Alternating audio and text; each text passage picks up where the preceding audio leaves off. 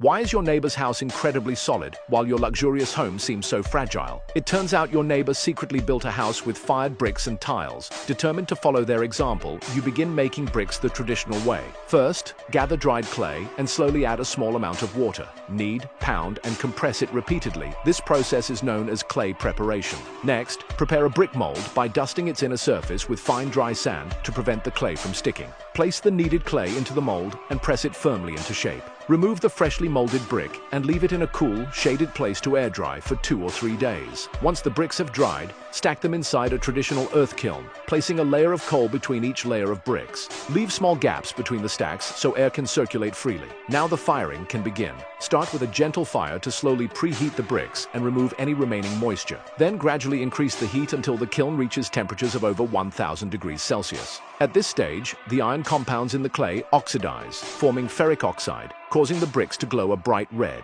Maintain the high temperature for 2 to 3 days. Afterward, allow the kiln to cool naturally before removing the bricks. These are the familiar red bricks. If you want the bricks to become even stronger, there's one more step. Just before the firing is complete, seal the kiln by blocking the door and chimney, leaving only a small opening at the top. Slowly pour clean water through this opening. The water instantly turns to steam, creating a sealed, oxygen-poor environment inside the kiln.